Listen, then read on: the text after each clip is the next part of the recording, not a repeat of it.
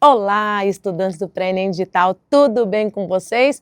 Tenho certeza que sim. Estamos aí na reta final, rumo ao dia da nossa prova e vocês vão arrasar com todas as dicas que conseguimos aí adquirir, eu passar para vocês, vocês colocarem dentro da cachola até o dia de hoje. E hoje nós vamos fazer o quê? Uma revisãozaça de tudo que nós já falamos, tudo não, né? Mas aquilo que é mais importante, as palavrinhas mágicas e que vai dar assim aquele upgrade na hora que você for responder aí as questões, ok, galerinha? Então, joga na tela aí, Edu. É só um esqueminha, só para eu pegar o quê, Edu? Volta aqui, pessoal. Pegar meu passador, né, pessoal? Como que eu vou dar aula para vocês sem o passador na minha mão? Então, voltando aqui, são nossa revisãozaça, certo? Ah lá, tá lá o Minions, como gabaritar a prova de linguagens no Enem. E você vai aprender aqui. Lógico, já sabe todas as técnicas, hoje nós vamos só, como que faz? O cérebro só relembrar tudo que já está armazenado aí dentro da sua cachola, tenho certeza disso. E vamos aprender como gabaritar essa prova. Primeiramente, nós temos que entender o que é competência e o que é habilidade. Porque a prova inteira do Enem, ela é composta por uma matriz de referência. O que é isso, professora? Essa matriz de referência vai trabalhar com você o quê? Sua competência e sua habilidade. Para você entender melhor, antes de eu entrar aí nos detalhes, o que seria competência e o que seria habilidade? Joga na tela, Edu. Não vai ser igual a mãe do Cris aí, tá? Que fica aí dirigindo de qualquer jeito. Presta atenção. A competência é o saber completo, ou seja, você tem que saber dirigir. Quais seriam as habilidades dentro dessa competência? Sistema de produção de conhecimento. Exemplo, colocar o cinto de segurança, dar partida no carro, sair com o carro, respeitar os sinais de trânsito. Volta aqui para mim, Edu. Então, por isso que fala assim, aquela pessoa tem competência para isso, mas a outra tem mais habilidades. Não vamos nem falar em relação a dirigir, né? Larga a mão, pode tirar isso aí da sua cabeça. Né? Homem dirige melhor que mulher. Negativo, discordo, isso aí é preconceito, hein? Cuidado com esse preconceito. Mulher dirige super bem e muito mais cautelosa. Brincadeiras à parte, pessoal, mas vamos lá.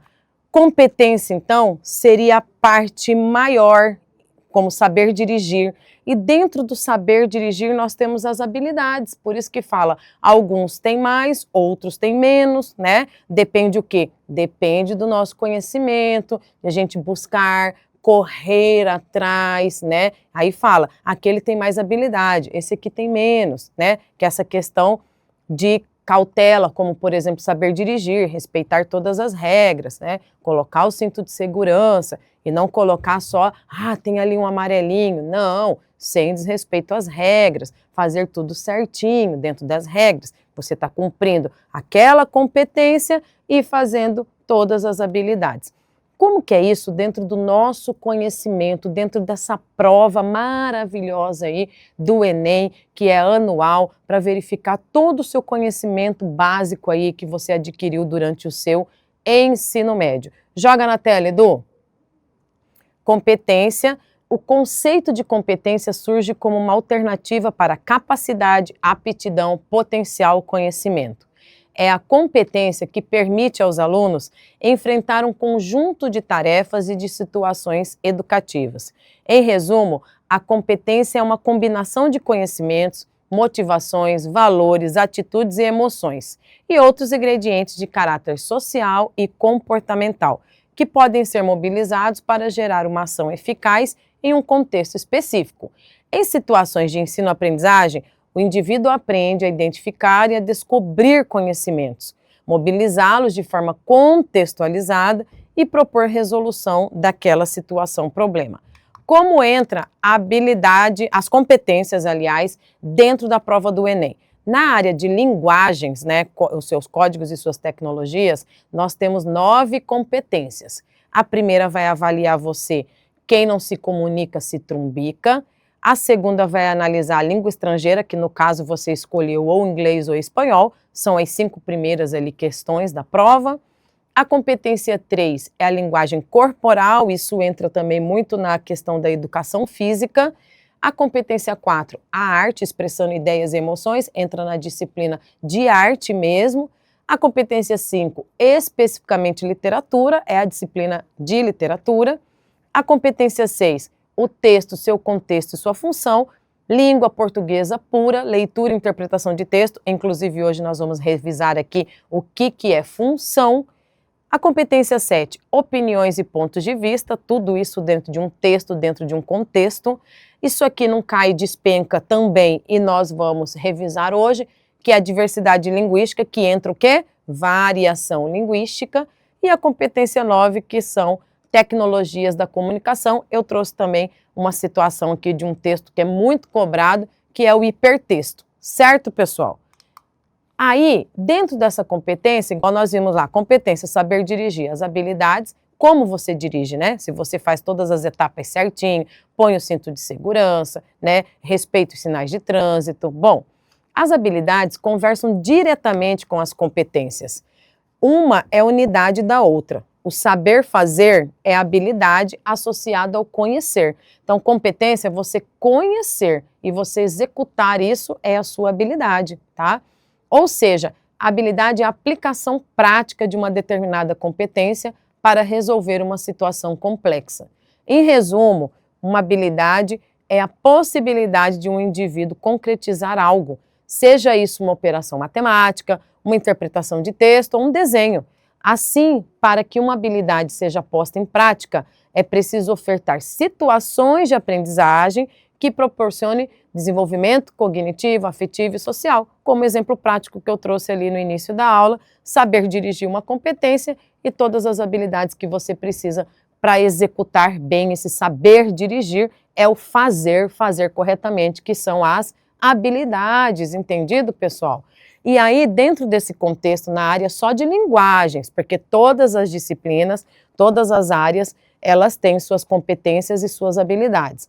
Trazendo de linguagens, que eu já disse para vocês, que é língua estrangeira, que você escolheu aí uma das, né, ou inglês ou espanhol, língua portuguesa, língua inglesa, arte e educação física.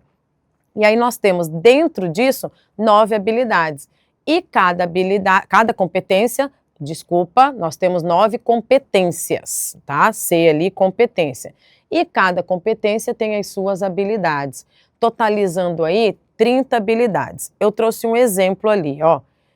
Uma habilidade, habilidade 1, que seria o quê? Uma tarefa, que é identificar um conteúdo, as diferentes linguagens e seus recursos, expressivos como elementos de caracterização dos sistemas de comunicação. Então, tudo dentro de um contexto. É isso que a prova vai exigir de você.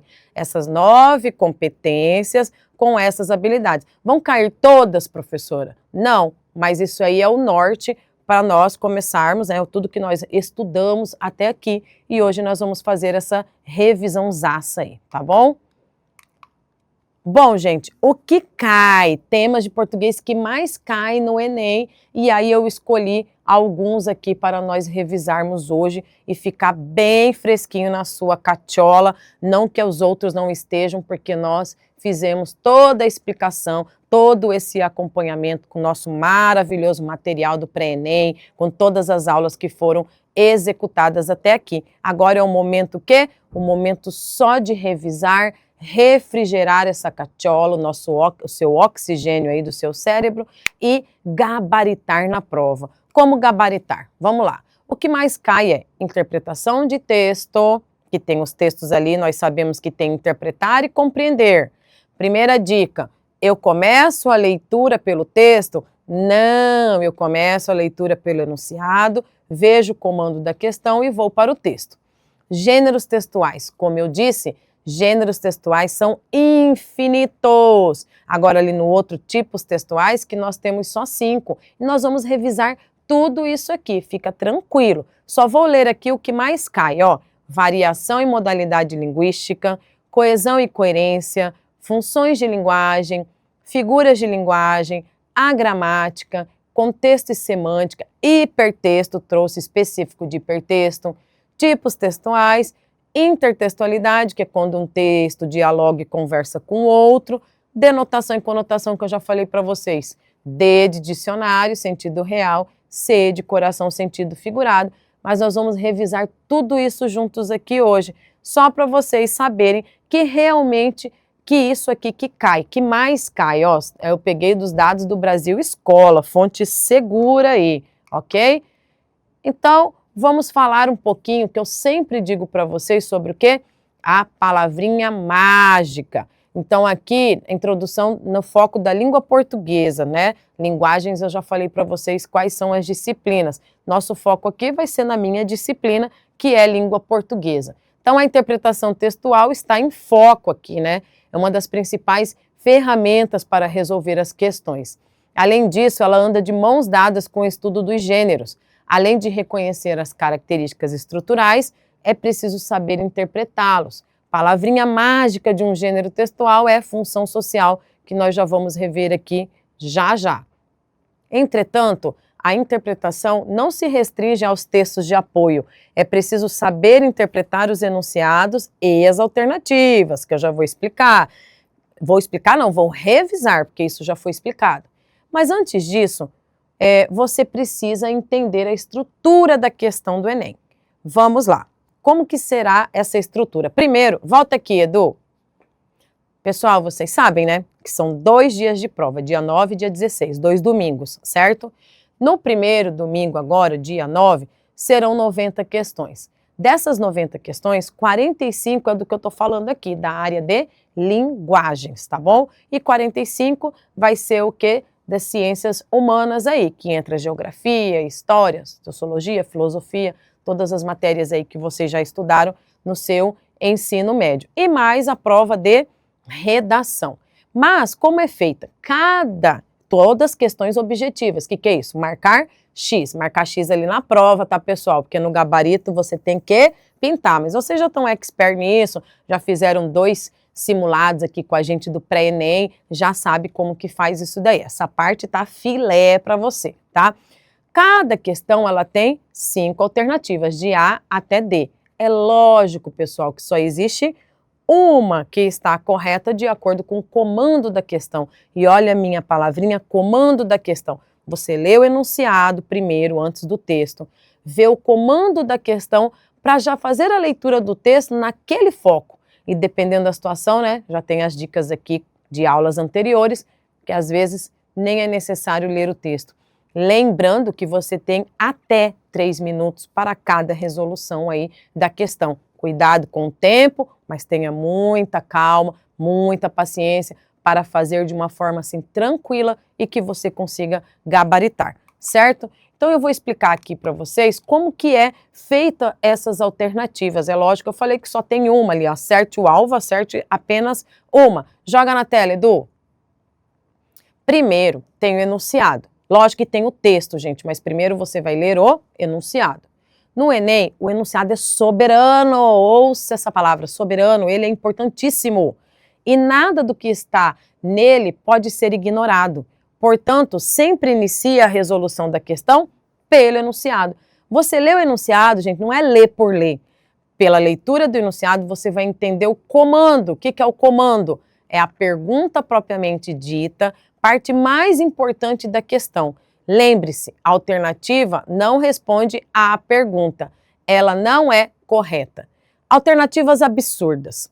Pelo contexto, não tem a possibilidade de serem consideradas pelos candidatos. É importante eliminar essas alternativas já no início da leitura. Alternativa correta, lógico, só temos uma. Verdadeira, de acordo com o texto, e respondem à pergunta do comando. Onde que está o comando? No enunciado. Viu, pessoal? Aí, alternativas erradas. Claro que só tem uma certa, então nós temos 4 erradas. Apresentam alguma incorreção de acordo com o texto e ou com o que foi perguntado. Por quê? Volta aqui para mim, Edu. Às vezes você fala, mas isso aqui está lá no texto. Pode até estar no texto, mas qual é o comando da questão? Por exemplo, estratégias argumentativas, que o Enem gosta muito de perguntar ali no enunciado e no comando da questão. Você vai na alternativa que tem estratégias argumentativas. Às vezes tem uma alternativa que, mas isso aqui está no texto, mas não é uma estratégia argumentativa. Então, fique ligado, fique antenado. E como só tem uma correta, as demais que têm correções, eu chamo de quê? E você tem que saber aí de distratores, porque não é a correta. Ok, pessoal? Então, tranquilíssimo. Agora, vamos para algumas das informações que eu falei lá no início, que cai no Enem na parte de língua portuguesa. Eu vou começar com gêneros textuais e tipos textuais. Lembrando, tipos textuais é a estrutura de um texto. Eu consigo contar na minha mão, uma mão só, que são 5, né?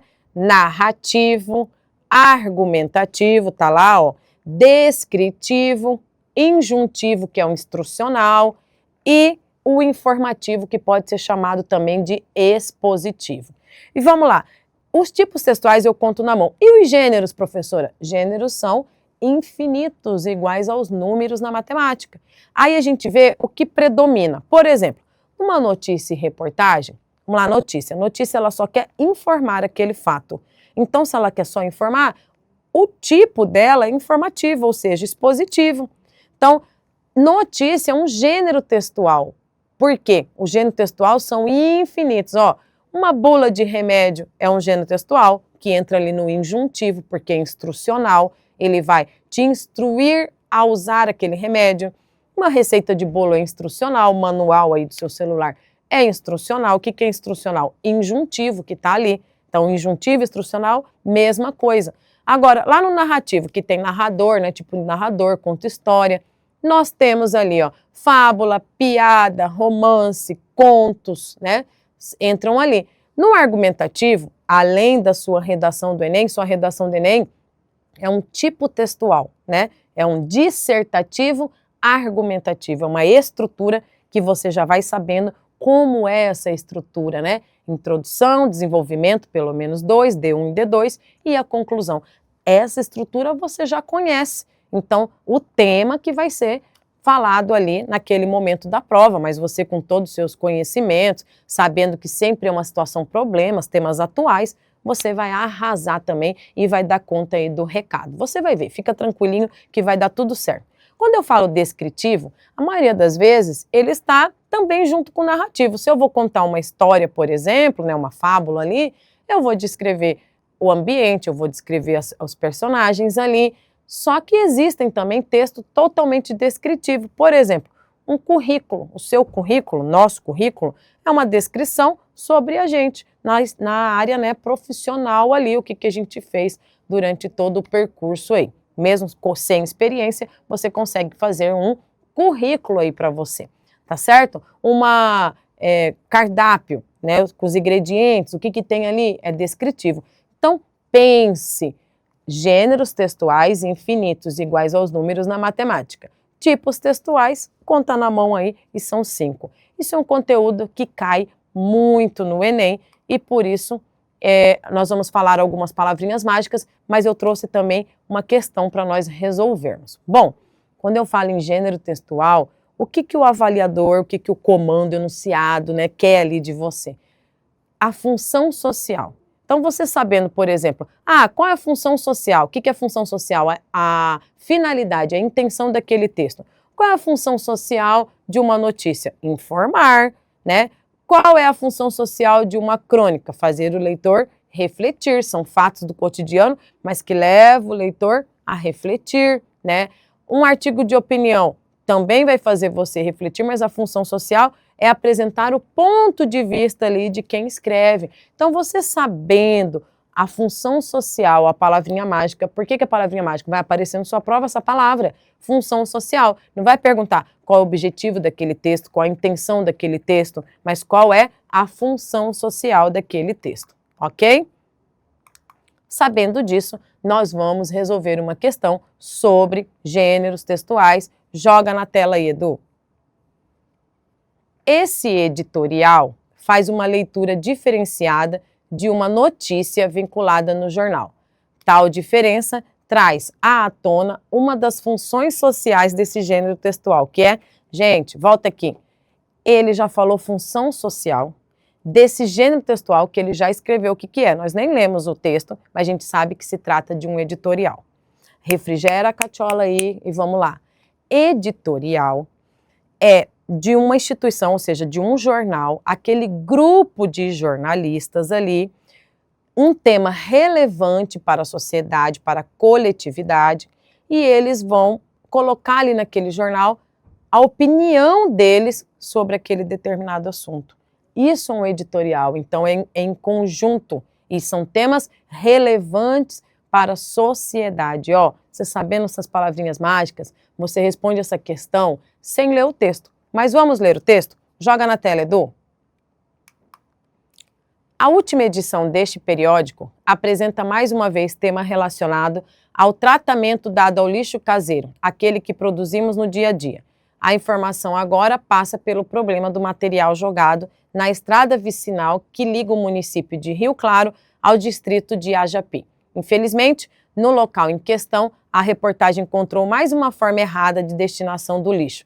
Material retirado, atirado ao lado da pista como se isso fosse o ideal. Muitos moradores, por exemplo, retiraram o lixo de suas residências e, em vez de um destino correto, procuram dispensá-los em outras regiões. Uma situação no mínimo incômoda. Se você sai de casa para jogar o lixo em outra localidade, por que não o fazer no local ideal? É muita falta de educação achar que aquilo que não é correto para a sua região possa ser para outra. A reciclagem do lixo doméstico é um passo inteligente e de consciência. Olha o exemplo que passamos aos mais jovens. Quem aprende errado, coloca em prática o errado. Um perigo. Ó, Jornal da Cidade.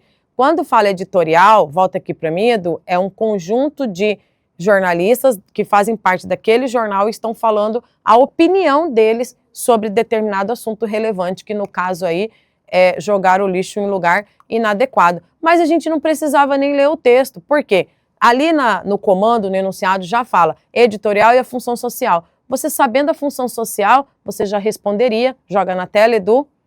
Ó, apresentar fatos, eles não querem apresentar fatos, ele quer dar opinião, né? Chamar a atenção do leitor para temas raramente abordados, não, ele quer temas relevantes. Provocar indignação dos cidadãos pode até provocar pelos argumentos apresentados, mas não é só provocar essa indignação. Ele quer fazer o quê? Você interpretar criticamente fatos noticiados e considerados relevantes para a opinião pública. Pronto, não precisava nem ler. Sabendo a função social de um editorial, se cair aí no Enem, agora de 2025, caiu o editorial, você sabe que é isso, interpretar criticamente os fatos noticiados e que são considerados relevantes. E é de um grupo de jornalistas, ok? Agora aí, trabalhar uma informação previamente apresentada no ponto de vista só do autor da notícia, não, né? Então, viu como fica fácil quando você conhece a função social do gênero textual? Não precisa nem ler o texto, ok? Um outro conteúdo que não cai, despenca, chama-se funções da linguagem. Ela cai todo ano, até porque ela faz parte da competência 6 aí, que diz assim, compreender e usar os sistemas simbólicos das diferentes linguagens como meios de organização cognitiva da realidade pela constituição de significados, expressão, comunicação e informação. E ela vai usar a habilidade 19, que diz analisar a função da linguagem predominante nos textos em situações específicas de interlocução. Por que predominante? Vamos lá para essa imagem. Vamos revisar o que são essas funções da linguagem. Tem o emissor, que quem fala, o receptor, com quem você está conversando, escutando, e no meio tem ali o que você vai transmitir.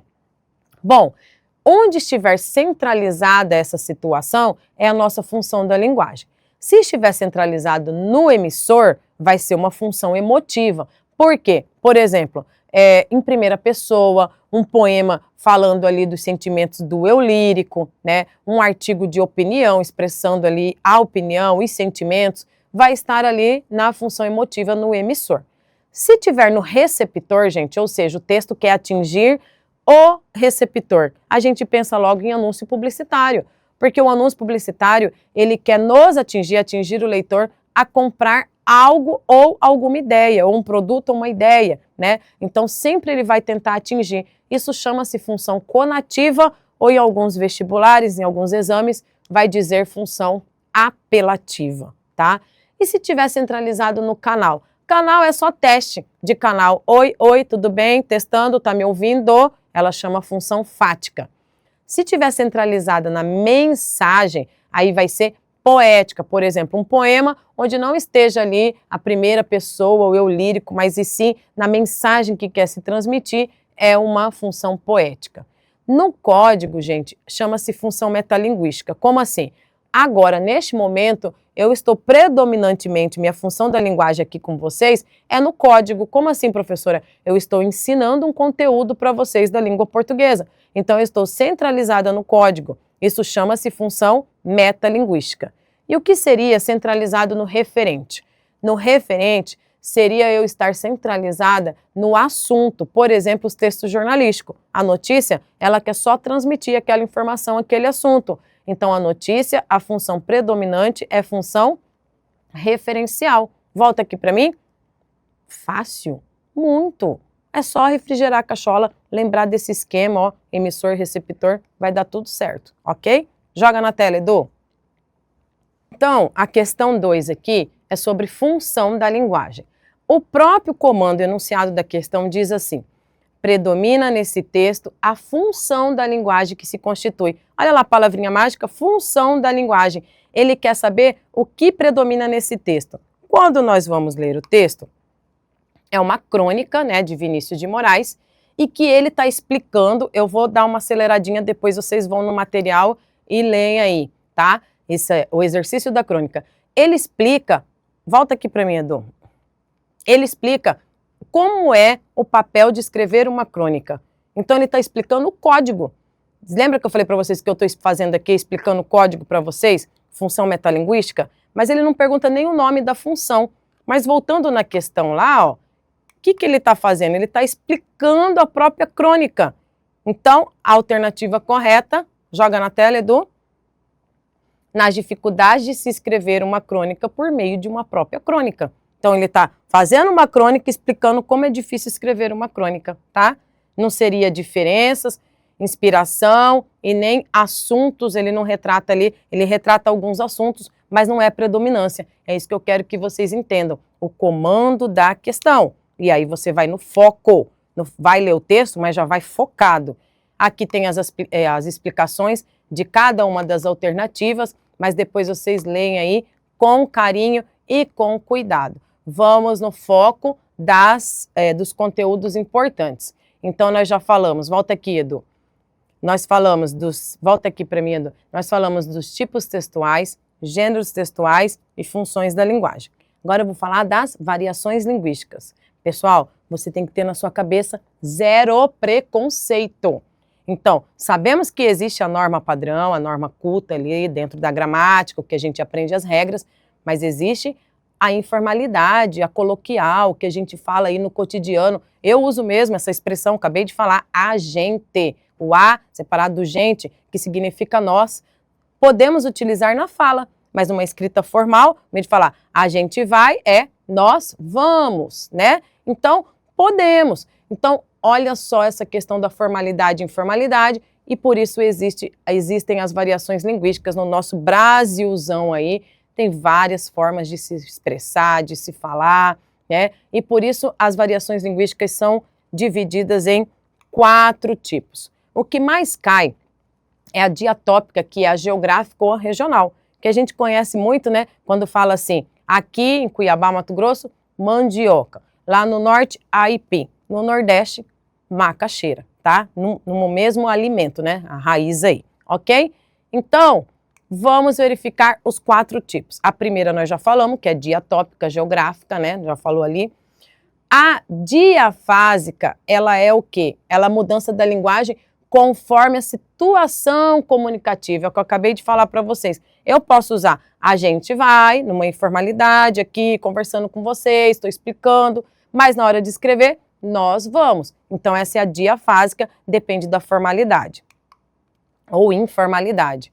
Já a diastrática, ela é de grupos sociais distintos. Por exemplo, grupos de...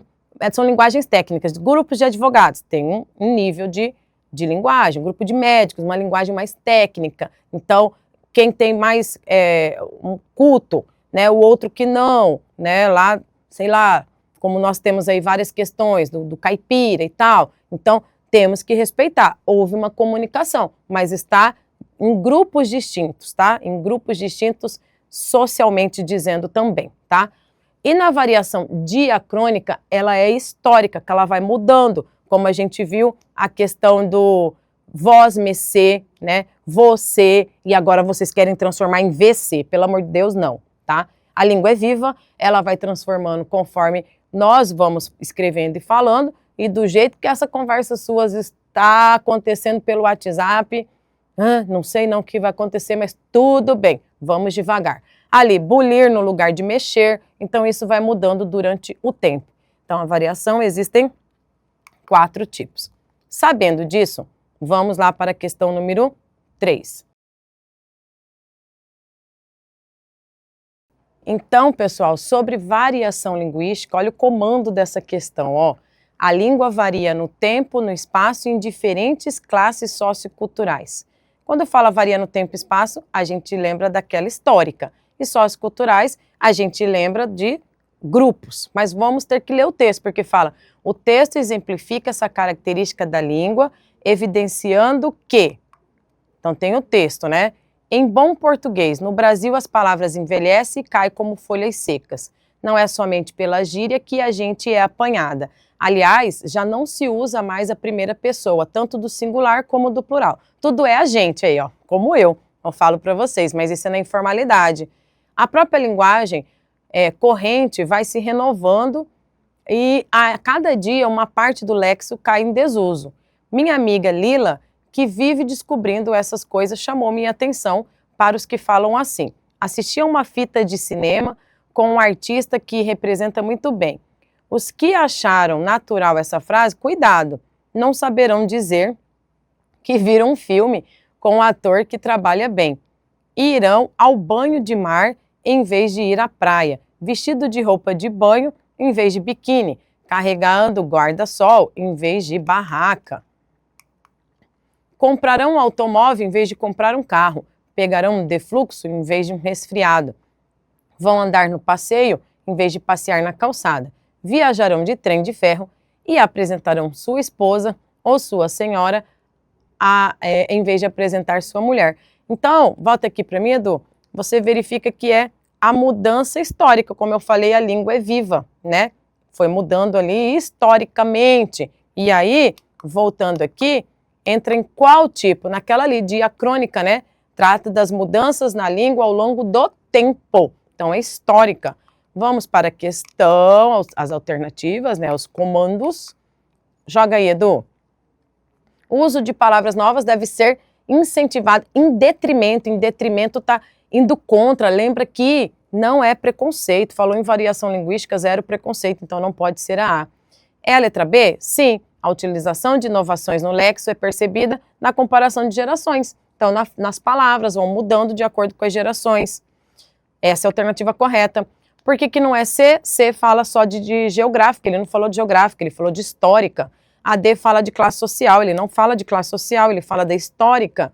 E E, modo de falar específico de pessoas, faixas etárias é frequente em todas as regiões. Ó, o modo de falar específico de pessoas de diferentes faixas etárias nem fala de todas as regiões, só falou de gerações. Então, muito fácil, né, pessoal? Viu?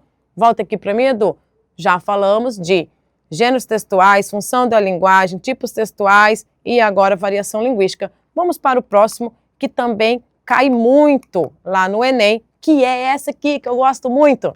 Denotação versus conotação. Lembra, já pus a imagem ali. D de dicionário, C de coração. Para você não confundir que conotativo é sentido figurado e o denotativo é o sentido real. Não sei o significado, vou ao dicionário. Ah, tá bom, entendi agora. Agora, conotativo, você tem que interpretar, né? Vai além. Por exemplo, você é uma flor, é uma metáfora. Eu estou fazendo uma comparação sua com uma flor e, ao mesmo tempo, afirmando Diferente se eu falar, você é como uma flor, se aparecer o conectivo como, é uma comparação. Ah, mas eu tenho que interpretar. O que ela quis dizer que eu sou uma flor? Ah, que eu sou bonito, porque a flor é bonita, é cheirosa, é isso e tal. Então isso é um sentido conotativo, figurado. Quem usa muito isso dentro, misturando com os gêneros textuais, são os anúncios publicitários. Por quê? Eles vão trabalhar com linguagem verbal, que é a escrita, e a não verbal, que é a imagem. Sabendo disso, lógico, eu trouxe uma aqui. Joga na tela, Edu. Nesse cartaz, a expressão vou deixar que você se vá. Em conjunto com os elementos não verbais, quando eu falo elementos não verbais, pessoal, são as imagens, lembra? Verbal e não verbal. Tem a finalidade de. Então, nós vamos agora, depois de ler o enunciado, ler o texto. Deixe suas roupas aquecerem quem mais precisa. Campanha do agasalho. Doe roupas, calçados e cobertores em bom estado. Sua doação ajuda muita gente. E o que está escrito ali, que está lá no comando da questão, lá na roupa de frio que ela está segurando, vou deixar que você se vá. Pessoal, volta aqui, Edu. O que ele quer ali fazer? Lembra que a função conativa, que é aí, ó, atingir você, leitor, a fazer o quê? Doar, né, pessoal? Ser solidário. Então, qual seria a resposta? Muito fácil. Você sabendo, gênero textual, função da linguagem, essas palavrinhas mágicas, não é o texto pelo texto. O aluno fala, só caiu o texto. Peraí, mas dentro do texto está assim de conteúdos. Só nesse texto aí, linguagem verbal, linguagem não verbal, função da linguagem, gênero textual, que é o anúncio publicitário, você sabendo todas essas funções sociais, por que serve, para que serve, né? Você acerta. Vamos lá, muito fácil que fica a questão. Joga na tela, Edu. Incentivar o descarte. Vou descartar itens defeituosos se ele quer incentivar a doação lá. Promover reciclagem. Garantir a conservação de roupas de inverno. Relacionar o gesto de doação à ideia de desapego. Então, eu vou doar aquele em bom estado para outra pessoa que precisa. Então, é a relação da linguagem verbal e não verbal. Viu que fácil? Agora, sentimento de despedida fica muito fácil quando você visualiza o comando da questão e vai para o texto. E pronto, não tem como errar, tá? Agora, vamos lá. O que é hipertexto? Isso também não cai, despenca. Estava lá naquela do Brasil Escola. Cai hipertexto? Cai hipertexto. Hipertexto. O que é isso? É do meio digital, gente. Você está lá, né, a sua geração aí principalmente, pesquisando, aí vem lá, está sublinhado em azul, que é o link. Você clica, aí você vai para outra página e vai ampliando o seu conhecimento, seu leque de conhecimento. A minha leitura, fala leitura não linear o hipertexto, porque o que é leitura linear? Você começa a leitura do texto, início, meio e fim, né? Já o hipertexto, eu posso apertar o primeiro link, você pode entrar pelo mesmo site e apertar o segundo link, depois você volta. Então, leitura não linear, a minha leitura não será como a sua. Isso é hipertexto e meio digital. E fique isso preso na sua cachola. E serve para quê? Serve para ampliar nosso conhecimento e não para nos prejudicar. Pelo contrário, vai ajudar a gente em busca de mais conhecimento. Então, essas dicas, essas palavrinhas-chave, caiu o hipertexto lá no Enem, você vai ver que vai ser uma questão muito fácil. Você vai falar, será? Porque está muito fácil. E é isso aí. Vamos lá, joga na tela, Edu. Então, já falei tudo que é o hipertexto. Vamos para a questão. O computador mudou nossa maneira de ler e escrever. E o hipertexto pode ser considerado como um novo espaço de escrita e leitura, definido como um conjunto de blocos autônomos de texto, apresentado em meio eletrônico, computadorizado e no qual há remissões associando entre si diversos elementos. Ele quer saber do hipertexto, gente. Olha só, temos aqui, vamos lá, deixa eu voltar. Aí ele vem explicando o que é hipertexto, mas na realidade não precisaria nem ler o texto, porque você já sabe com as palavrinhas mágicas o que é. Mas vamos lá. O hipertexto refere-se à escritura eletrônica não sequencial e não linear, como eu falei para vocês, cada um lê de uma forma, que se bifurca e permite ao leitor o acesso a um número praticamente ilimitado de outros textos a partir de escolhas locais e sucessivas em tempo real. Assim, o leitor tem condições de definir interativamente o fluxo de sua leitura a partir de assuntos tratados no texto, sem se prender a uma sequência fixa ou a tópicos estabelecidos por um autor. Trata-se de uma forma de estruturação textual que faz do leitor simultaneamente coautor do texto final. O hipertexto se caracteriza, pois, como um processo de escritura, leitura eletrônica multilinearizado, multissequencial e indeterminado, realizado em um novo espaço de escrita. Assim, ao permitir vários níveis de tratamento de um tema, o hipertexto oferece a possibilidade de múltiplos graus de profundidade simultaneamente, já que não tem sequência definida, mas liga textos não necessariamente correlacionados. É Marcuse, né, que é o pai aí dos gêneros textuais, principalmente gêneros orais. Volta aqui para mim. O próprio texto, se você estivesse lá fazendo essa prova do Enem, ele já fala e já explica muito bem o que é um hipertexto. Não teria como errar essa questão. Olha lá, joga na tela. A letra A fala, é uma estratégia que, ao possibilitar caminhos totalmente abertos, desfavorece ao leitor. Errado, né, pessoal? O hipertexto, ele favorece, amplia seu conhecimento. A B fala, é uma forma artificial e, de novo, desfavorece o leitor. Show, tá fora. C, exige do leitor um maior grau de conhecimentos prévios, por isso deve ser evitado pelos estudantes, ao contrário, né? D, facilita a pesquisa, verdade, pois proporciona uma informação específica. Não, gente, amplia, você entra no link, entra no outro, por isso, muito fácil essa questão. A resposta é, possibilita ao leitor escolher seu próprio percurso de leitura, sem seguir sequência pré-determinada, constituindo-se em atividade mais coletiva e colaborativa. Muito fácil. Aí, ó, chegamos até o final. Ufa! Falamos aí vários conteúdos muito importantes para você nessa reta final. Espero muito ter colaborado, ter ajudado.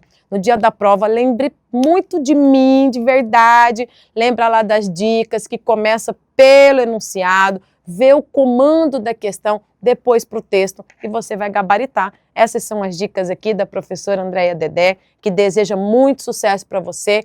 E até a próxima. Beijinho, beijinho. Tchau, tchau.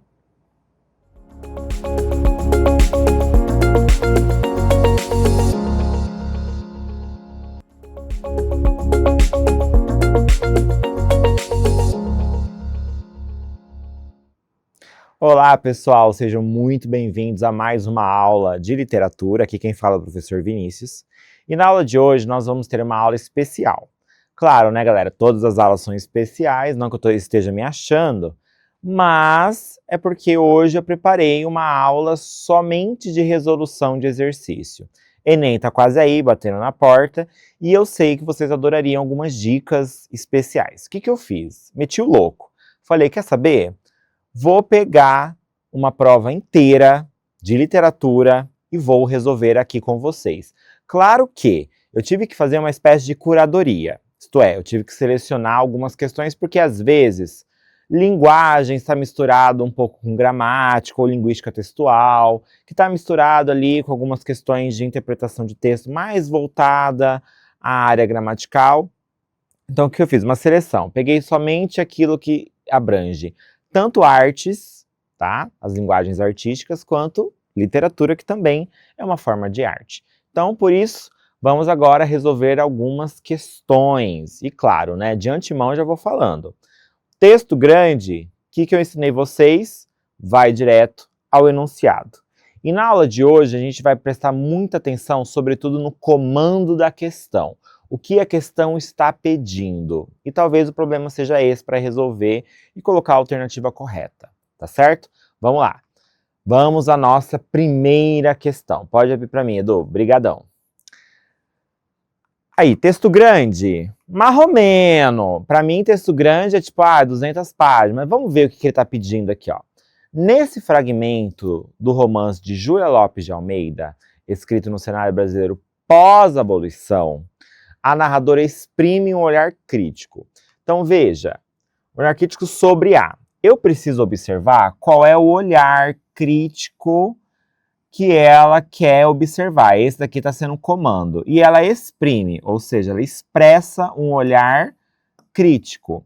Isto é, ela pode estar criticando uma situação específica e eu posso observar tanto nas alternativas. Letra A, desvalorização da arte produzida por mulheres. B, mudança nas condições de moradia do povo negro. C, ruptura do projeto político de emancipação feminina. D, exploração da força de trabalho da população negra. E disputa de poder entre brancos e negros do século XIX. Bom, olhando as alternativas, eu já sei que eu posso seguir, tá? Eu já tenho um norte que eu posso seguir. Então vamos lá. Será que nas primeiras linhas a gente já consegue responder? Até ali, que sabia das misérias do mundo? Nada. Aquela noite do castelo, tão simples, tão monótona, fora uma revelação. Era bem certo que a lágrima existia, que rompiam soluços de peitos oprimidos, que para alguém os dias não tinham cor, nem a noite tinha estrelas. Ela, criada entre beijos, no aroma dos seus jardins, com as vontades satisfeitas, o leito fofo, a mesa delicada, sentira sempre no coração um desejo sem nome, um desejo ou uma saudade absurda, a saudade do céu, como dizia o Dr. Gervásio, e que não era mais que a doida aspiração da artista incipiente, que germinava no seu peito fraco. Ou seja, estamos aqui de frente a uma artista. Até ali, sabia das misérias do mundo? Nada. Ela não sabia nada. Ela estava alheia, alienada. E diz, né? Aspiração da artista incipiente. O que isso significa? Prejudicada, vazia, sem nada. Mesmo assim, ela tinha esse pedido, essa necessidade de contar uma história, não sabia o quê. E aquela mesma mágoa parecia-lhe agora doce e embaladora, comparando-se à outra, a Sancha, da sua idade, negra, feia, suja, levada a pontapés, dormindo sem lençóis em uma esteira, comendo em pé, apressada, os restos parcos e frios de duas velhas, vestida de algodões rotos, curvada para um trabalho sem descanso nem paga. Por quê? Que direito teriam uns a todas as primícias e regalos da vida, se havia outros que nem por uma nesga viam a felicidade? Olha só que interessante. Se a gente for observar aqui a nossa alternativa, você pode observar que ele estava querendo que você respondesse, por exemplo, a letra A, porque diz que é uma artista incipiente. Veja, incipiente, vazia, não sabia o que eram as dores do mundo. Se você pegar só esse parágrafo, de fato, ela não sabia nada. Como uma mulher branca criada ali, né, no fofo, no conforto, ela não sabia nada, tá? E aqui já mudou. Ela se pergunta, olha a crítica que está sendo exprimida aqui. Por quê? Que direito teriam uns todas as primícias? Ou seja, ela é uma dessas que tem regalos, luxos. Primícias, os luxos. A narradora tem isso, tá? Ela tem esses luxos. A narradora não, desculpa, a personagem principal. Davia se havia outros que nem por uma nesga viam a felicidade. Ela via toda a felicidade e as pessoas não viam. Pessoas quais? A população negra que ela está se referindo aqui. Então, qual é aquela que já remonta uma condição de trabalho? Óbvio, né, galera? Letra D. A exploração da força de trabalho da população negra. Veja, o Enem já sabia que você não ia ler até o final. Aqui está o final, aqui está o olhar crítico. A exploração da força de trabalho. Por que uns têm tanto e outros têm tão pouco, sendo que esses que têm pouco são negros e são explorados até o tutano? É isso que ela está questionando, tá, galera? Então, gabarito oficial, letra D. Enem é esperto, ele sabe que você ia direto no primeiro parágrafo e ia tentar responder. E, ingenuamente, a gente responderia a letra A, tá certo? Porque nem sobre negros está falando o primeiro parágrafo. Espertinho, né, galera? Espertíssimos. Ah, e por que não é letra E? O texto não remonta a uma citação, não fala de século XIX nenhum, tá? Por isso que a gente não pode responder a letra E. Vamos agora para a próxima questão. Texto 1, capítulo 4, versículo 3. Minha palavra vale um tiro. Eu tenho muita munição. Na queda ou na ascensão, minha atitude vai além. E tem disposição para o mal e para o bem. Talvez eu seja um sádico ou um anjo, um mágico. Ou juiz ou réu, o bandido no céu. Malandro ou otário, quase sanguinário. Franco atirador se for necessário. Revolucionário, insano ou marginal. Antigo e moderno. Imortal fronteira do céu com o inferno. Astral imprevisível, como o ataque cardíaco do verso. Racionais MCs, né, galera? Claro. Texto 2.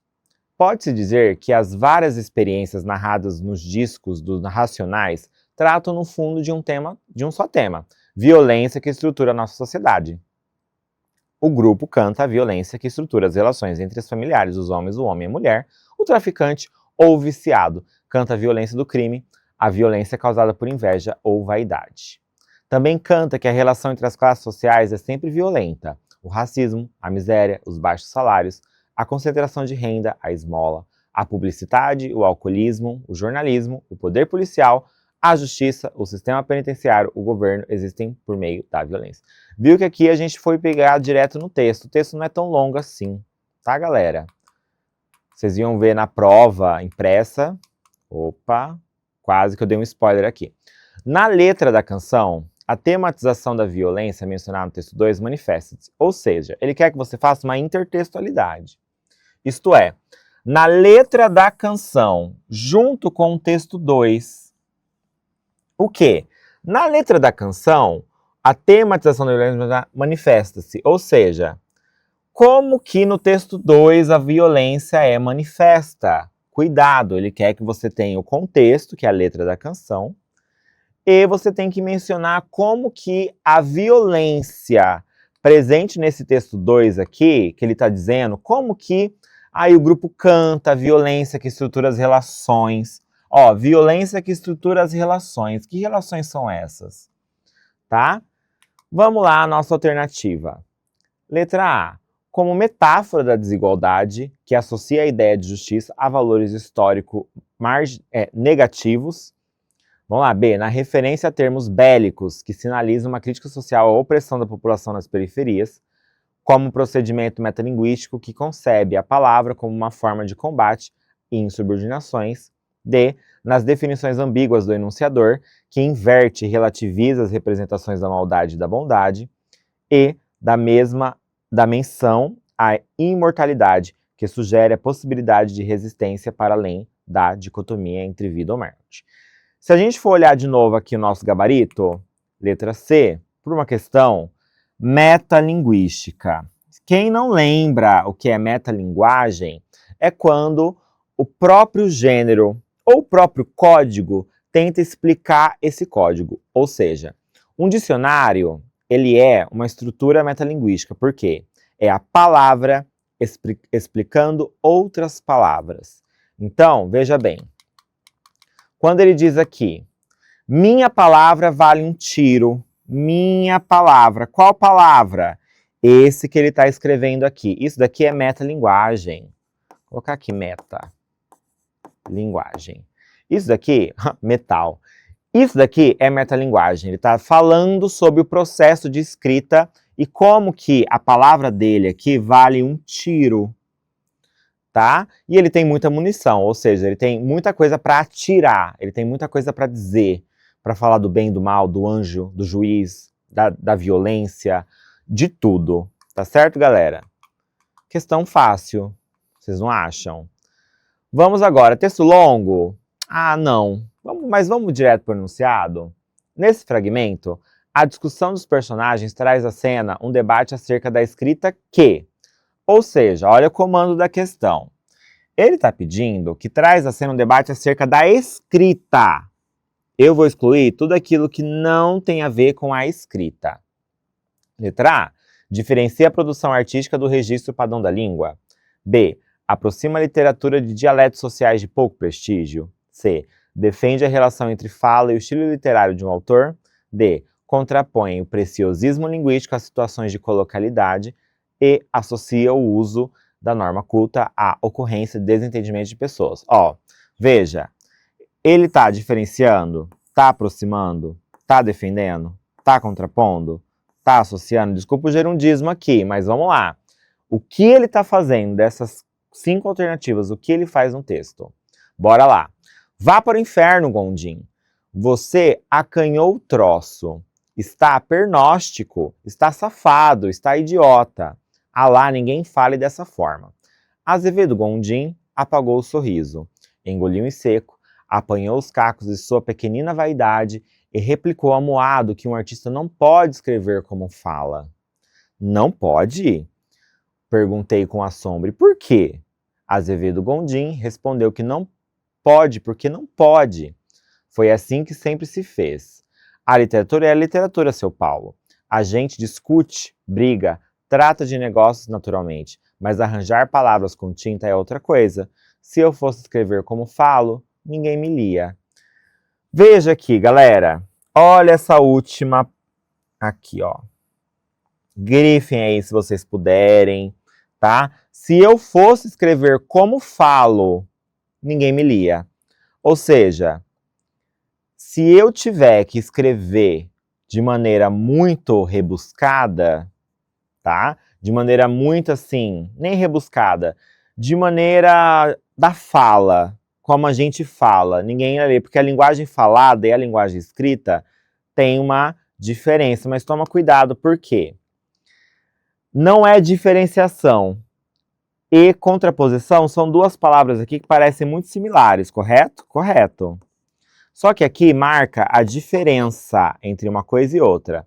Então, a diferença entre a produção artística de registro padrão da língua e a outra, que é a fala. Está falando só do registro padrão, que é a escrita.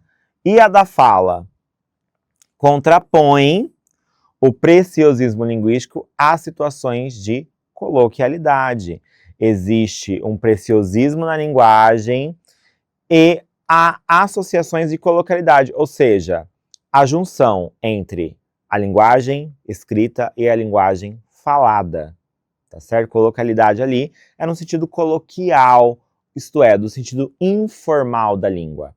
Gabarito, claro, né, galera? Letra D de dado. Contrapõe o preciosismo linguístico, que é aquela forma de falar bonito, às situações de coloquialidade. Porque ele diz, se eu fosse escrever como falo, ninguém me lia.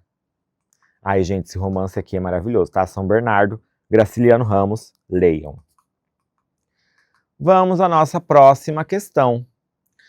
Volta e meia, recebo cartinhas de... vamos ver o tamanho. Ai, gente, pequeno. Vamos lá.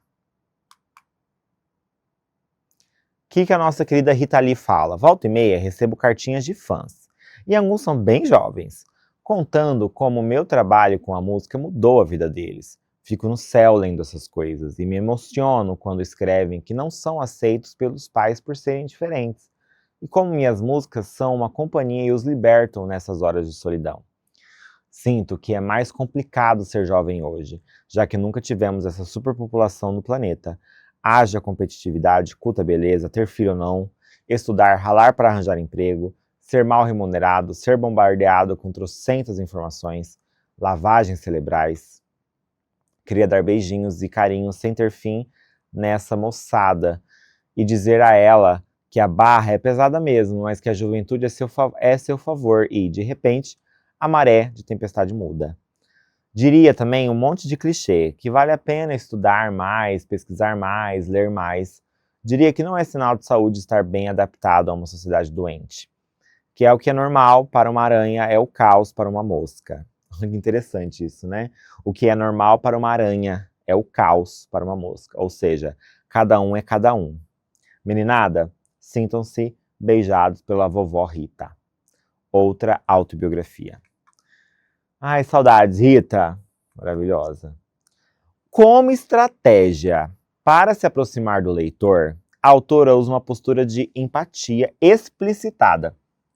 Veja, empatia, que é o quê? Se colocar no lugar do outro e saber o que ele sente. Isso é empatia. E ela vai estar explícita, ou seja, ela vai estar lá, mostrado para nós. Em qual trecho? Volta e meia recebo cartinhas de fãs e alguns são bem jovens. Ela está se colocando no lugar da pessoa? Não. Fico no céu lendo essas coisas. Está se colocando no lugar do outro? Não. Sinto que é mais complicado ser jovem hoje. Vamos lá. D. Queria dar beijinhos e carinhos sem ter fim nessa moçada. E aí, tá se colocando no lugar do outro? Não, ela queria dar, né? Quando você se coloca no lugar do outro, é quando você tem esse gesto empático. Você sente o que o outro está sentindo. Isso é se colocar no lugar do outro. Diria que não é sinal de saúde estar bem adaptado a uma sociedade doente. Qual é o único momento que ela se coloca no lugar do outro, sabendo que o outro está sentindo? Tá óbvio, né, galera? Letra C. Sinto, que é mais complicado ser jovem. Tá vendo que é um exercício empático de se colocar no lugar do outro? Bem bacana, né, galera? Rita Lee, saudade, nossa eterna ovelha negra. Vamos lá, então, nossa próxima questão. Vamos lá, vamos lá. Ih, texto grande. Ah lá, nem vou ler. Cuidado, o Enem pega vocês nessa hora. Para apresentar a apropriação literária que faz da obra de Machado de Assis, o autor desse texto, ou seja, não é uma obra do Machado de Assis, é uma obra de outra pessoa. De certo modo, ele deve estar querendo o quê? Falar da obra do Machado de Assis, tá certo? E ele deve estar fazendo ali um intertexto, uma paródia, uma adaptação. Vamos lá, letra A. Relaciona aspectos centrais da obra original e então reafirma o ponto de vista adotado? Ou seja, relaciona uma coisa e outra? Explica os pontos de vista de críticos da literatura e, por fim, os redimensiona na discussão. E introduz, ou seja, ele inicia elementos relevantes da história e, na sequência, apresenta motivos para refutá-los. D. Justifica as razões pelas quais adotou certa abordagem e, em seguida, reconsidera tal escolha. E contextualiza o enredo de forma subjetiva aí. Na conclusão, explicita o foco narrativo a ser assumido. Nós temos 5 comandos aqui. O que ele quer dizer? Relacionar, explicar, introduzir, justificar ou contextualizar você, que é o leitor. E aí? Então, para apresentar a apropriação literária que faz da obra, o autor desse texto, o que ele faz? Vamos lá então, vamos ter que ler. Data vênia. Conheci Bentinho Capitu nos meus curiosos e antigos 15 anos, e os olhos de água da jovem de Matacavalos atraíram-me e seduziram-me ao primeiro contato. Ou seja, os olhos de cigana dissimulada, aquele olhar de maré, como diria, né? O próprio Bentinho, né? O próprio Dom Casmurro. Esse olhar de maré não, olhar de ressaca, tá? Vamos lá. Aliados ao seu jeito de ser, flor e mistério, mas tomou-me também a indignação diante do narrador e seu texto, feito de acusação e vilipêndio. Olha só, será que o Enem está entregando a nossa resposta aqui, ó? Mas também tomou a indignação diante do narrador e seu texto, feito de acusação e vilipêndio, tá acusando a Capitu de ter o traído. Sem qualquer direito de defesa, sem acesso ao discurso, usurpado sutilmente pela palavra autoritária do marido, algoz em pele de cordeiro vitimado. Crudelíssimo e desumano, não bastasse o que faz com a mulher, chega a desejar a morte do próprio filho, verdade, e a festejá-la com um jantar, sem qualquer remorso. É um psicopata, Bentinho, né, galera? No fundo, uma pobre consciência dilacerada, o homem dividido, que busca encontrar-se na memória e acaba faltando-se a si mesmo. Retomei inúmeras vezes a triste história daquele amor em desencanto. Familiarizei-me ao longo do tempo com a crítica do texto. Poucos, muito poucos, escapam das bem traçadas linhas do libelo condenatório. No mínimo, concedem a ré o beneplácito da dúvida, convertem-na num enigma indecifrável, seu atributo consagrador. Olha só que interessante. Esse narrador aqui critica certa postura da crítica que, ao longo do tempo, com a crítica, poucos e poucos escapam das bem traçadas linhas do libelo contraditório. Ou seja, a crítica não dá direito ao contraditório, a Capitu, tá? E às vezes optam em transformá-la no enigma indecifrável. Gente, que coisa indecifrável é? Bentinho é um psicopata, é um psicótico, tá? Eis que, diante de mais um retorno ao romance, veio a iluminação. Por que não dar voz plena àquela mulher? Concordo. Nossa, esse texto está me convencendo, gente, estou dialogando com ele. Brasileira do século XIX que, apesar de todas as artimanhas do maquiavelismo do companheiro, se converte numa das mais fascinantes criaturas do gênio que foi Machado de Assis. A empresa era temerária, mas escrever é sempre um risco. Apoiado no espaço de liberdade em que habita a literatura, arrisquei-me. O resultado: este livro em que, além túmulo, como Brás Cubas, a dona dos olhos de ressaca assume, à luz do mistério da arte literária do próprio texto de Dr. Bento Santiago, seu discurso e sua verdade. Ou seja, ele está pedindo voz aqui, falou, vamos defender a Capitu, vamos lá. Então, qual desses daqui vocês acham que ele faz? O que ele pega? O que ele vai trazer ali? Um contexto? Uma justificativa? Uma introdução? Uma explicação? Tá? E o que mais? Qual alternativa vocês colocariam? Claro que é a letra E. Por quê? Contextualiza o enredo de forma subjetiva e, na conclusão, explicita o foco narrado a ser assumido. Ou seja, na conclusão, no final, o que ele diz aqui no final? O resultado, olha aqui, ó, a conclusão que ele chega. Este livro em que, além túmulo, como Brás Cubas, a dona dos olhos de ressaca assume, à luz do mistério da arte literária do próprio texto do Bento Santiago, seu discurso e sua verdade.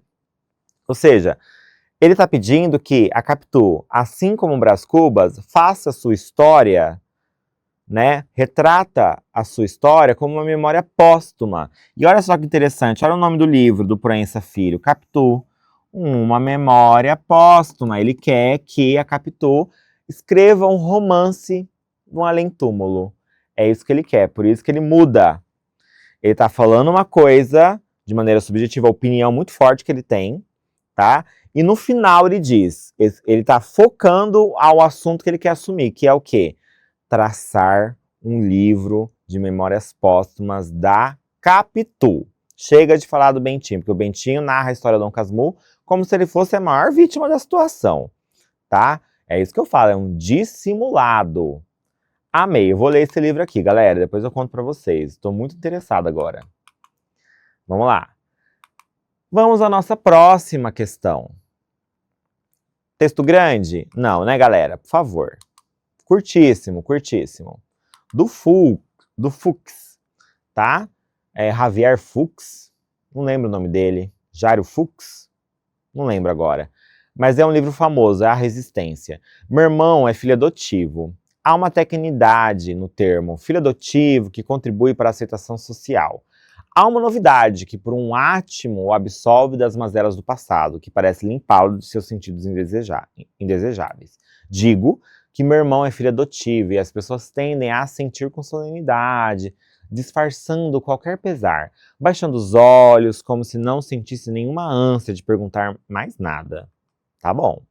Talvez compartilhem da minha inquietude, talvez de fato se esqueçam do assunto no próximo gole, na próxima garfada, ou seja, todo mundo fica desconfortável quando alguém fala, então, meu irmão é adotado. Todo mundo fica, ai gente, pesou o clima. E agora? Se a inquietude continua a reverberar em mim, é porque ouço a frase também de maneira parcial, meu irmão é filho. E é difícil aceitar que ela não termine com a verdade tautológica habitual. Meu irmão é filho dos meus pais, tá? Tautologia é aquela ideia de que a água é molhada, sabe? Essas coisas. Estou entoando que meu irmão é filho e uma interrogação sempre me salta aos lábios. Filho de quem? Vamos lá. Das reflexões do narrador, apreende-se uma perspectiva que associa a adoção a representações sociais estigmatizadas da parentalidade, b. a necessidade de aprovação por parte de desconhecidos, c. ao julgamento velado dos membros do núcleo familiar, d. ao conflito com o termo técnico e o vínculo afetivo, letra E, inquietações próprias das relações entre irmãos. Tá pesada essa, porque parece que a gente quer concordar com uma opinião, só que o texto não quer, a alternativa do Enem não quer a sua opinião, quer aquilo que está no texto. E por mais que a gente tente entender a postura que a alternativa quer dizer, vamos lá ao nosso gabarito. Letra A, né? Ou seja, representações sociais estigmatizadas da parentalidade. Ou seja, como as pessoas, ao se sentirem desconfortáveis com o fato de ele ter um irmão adotado, parece que cria uma espécie de estigma. E esse estigma é feito pelo próprio narrador. Tá, mas ele é filho de quem? Quem ele é filho? Tá, ele é filho de alguém, mas de quem? Não sabe a origem da pessoa.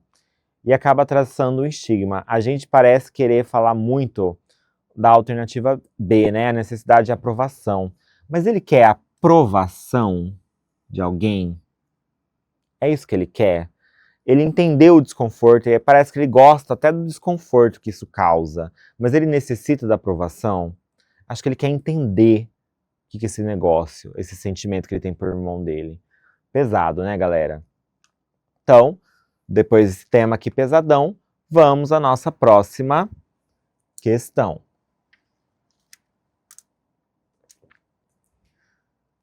Questão 7, texto 1. A 13 de fevereiro de 1946, Graciliano Ramos escreve uma carta a Cândido Portinari, relembrando uma visita que lhe fizera quando tivera a ocasião de apreciar algumas telas da série Retirantes. Nós falamos sobre essa tela numa das nossas aulas lá da geração de 30.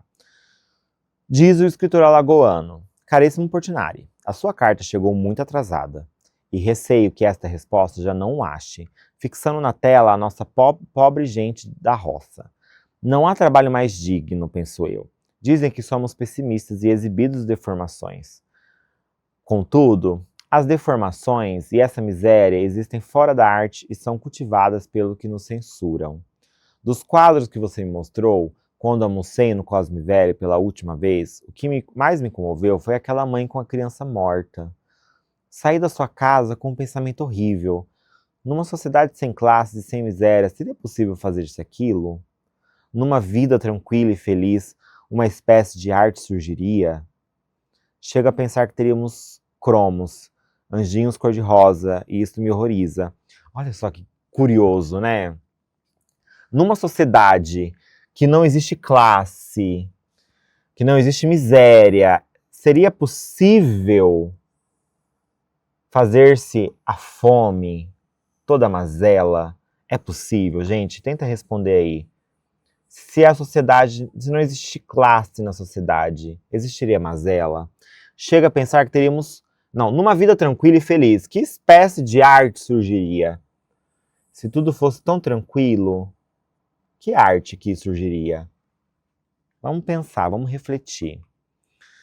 2. História de ninar adultos. Houve um tempo, tão perto e tão longe, em que a arte era um holofote na unha encravada, não um campeonato de melhores esmaltes. Raskolnikov, ou Raskolnikov, porque eu sou estrangeiro, tá, galera? Russo aqui, que é o personagem lá do Crime e Castigo. Matava velhinhas. A família do Gregor Samsa, que é o cara do romance Metamorfose, do Chekhov. Chekhov não, gente. Ai, pelo amor de Deus. O Kafta. Gregor Samsa o assassinava a maçazadas. Memórias Póstumas de Brás Cubas, Machado de Assis. É o retrato mais perfeito de tudo o que tem de pior na sociedade brasileira. Uma sequência tristemente hilária de ações moralmente condenáveis, atitudes pusilânimes, cálculos mesquinhos e maus passos cretinos. A literatura, o cinema e o teatro vêm se transformando num exercício de lacração. O mal está sempre no outro. Os protagonistas são Iron Man, women da virtude. A pessoa sai da leitura e da sessão não com a guarda baixada, as certezas abaladas, mas próxima da verdade, ou a falta de uma palavra melhor, da sinceridade. Sai com suas certezas reforçadas. A realidade é confusa, contraditória, muitas vezes incompreensível. A arte é onde tentamos nos mostrar nus com todos os nossos defeitos. Ou seja, as duas coisas estão falando que é arte. Ele cita Crime e Castigo, do Dostoiévski, Metamorfose, do Kafka. Eu acho que eu falei Kafta, mas é Kafka. Kafta é a comida, Kafka é o autor. Tô metendo louco aqui, galera. Tá maluco o professor hoje. é onde tentamos nos mostrar nus. Ou seja, a arte é crua. Tá? Quer mostrar alguma coisa. Vamos lá. No que diz respeito à arte, o posicionamento de Antônio Prata, no texto 2, aproxima-se da tese de Graciliano Ramos, no texto 1, uma vez que ambos... Ih, gente, acabei dando resposta sem querer. Vamos lá. Letra A. Defende a dignidade do ofício dos artistas. Concluem que a arte reforça crenças pessoais. Apresentam a pobreza como inspiração para a arte. Afirmam o necessário caráter desestabilizador da arte. E atestam que há mudança significativa na produção artística. Gente, depois da minha explicação, claro, obviamente, letra D. Desestabilizador. A arte é crua. E aí, ó, vamos voltar à questão do Graciliano Ramos, que eu achei maravilhosa, né? Seria possível, numa sociedade, que todo mundo fosse igual, todo mundo tivesse ali as mesmas chances e oportunidades? É possível fazer arte? E numa vida feliz, tranquila, existiria arte numa vida tranquila? Desestabilizar, isso aqui, ó, desestabilizar. Tá desestabilizando. Questão alternativa D. Vamos lá. Nos mostrar nus, verdadeiros, é contraditório. Ó, D de novo aqui. Ai, que linda essa questão. Tô apaixonado por ela. Letra D de dado. A arte tem o papel de desestabilizar. E eu concordo, tá? Não é só você falar de um sentimento próprio, você tem que causar um choque. Para mim, a arte ela tem que chocar. É igual quando você pega um romance da Clarice Lispector, Paixão Segundo GH. A GH, ela chega a lamber uma barata. Ela lambe, ela esmaga a barata e lambe. E aquilo causa um choque, uma repulsa, um negócio ruim na gente que tá lendo. E esse é o papel da arte, é causar desconforto. Se a arte tá muito bonita, você só tá, ai, que lindo, esses, né, querubins, que coisa mais fofa, e não tá sentindo nada, desculpa falar, galera, tem problema essa arte aí. Vamos lá, nos aproximando nas nossas últimas questões. Nem vou tentar ler o capítulo, tá, galera?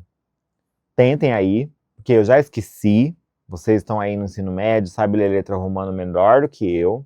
Números românicos não é comigo, tá? Ao contrário do que ficou dito atrás, Flora não se aborreceu na ilha. Conjeturei-me mal, emendo-me a tempo. Podia aborrecer-se pelas razões que lá ficam, e ainda outras que poupei ao leitor. Apressado, mas, em verdade, passou bem a noite. A novidade da festa, a vizinhança do mar, os navios perdidos na sombra, a cidade defronte com seus lampiões de gás, embaixo e em cima, na praia e nos outeiros. Eis aí aspectos novos que a encantaram durante aquelas horas rápidas. Não lhe faltava pares, nem conversação, nem alegria alheia e própria. Toda ela compartilha da felicidade dos outros, via, sorria, ouvia, esquecia-se do resto para se meter consigo. Também invejava a princesa imperial, que viria a ser imperatriz um dia, com absoluto poder de despedir ministros e damas, visitas e requerentes, e ficar só, no mais recôndito do paço, fartando-se da contemplação e de música. E era assim que Flora definia o ofício de governar. Tais ideias passavam e tornavam. De uma vez, alguém lhe disse: como para lhe dar força, toda a alma livre é imperatriz. Gente, tem uma crítica social aqui, tá? E vamos lá para a nossa alternativa. Convidada para o último baile do Império, na Ilha Fiscal, localizado no Rio de Janeiro, Flora devaneia sobre aspectos daquele contexto, no qual o narrador ironiza. O que é ironia, gente? A gente já falou um pouquinho. O que é ironia? Pouquinho não, um pocão. Nós falamos um pocão. Ironia é dizer uma coisa querendo dizer outra, tá? Estou dizendo uma coisa, mas querendo dizer outra. Mesma coisa, você dá um trabalho horrível para sua professora. Ela olha e fala, nossa, trabalho bem feito, hein? Ela tá querendo o quê? Dizer que o seu trabalho tá bonito? Não. Claro, né, galera? É uma promessa de esperança para o futuro regime. B. Alienação da elite em relação ao fim da monarquia. Eles não tinham a menor ideia do que era o papel da monarquia naquela sociedade. Ela tá dizendo que a princesa ficava lá com seus frufrus e demitia os outros e voltava. E ai, gente, que dia lindo, que dia tranquilo, e voltava ao seu palácio, bababá. Gente, não tinha a menor ideia do que era ser parte da monarquia. E ao mesmo tempo ele critica um pouquinho. É o romance Esaú e Jacó que eu já li. Você pensa assim, nossa, professor, você não tem vida, você leu muito. Sim, gente, para as duas perguntas, tá? Sim, para as duas.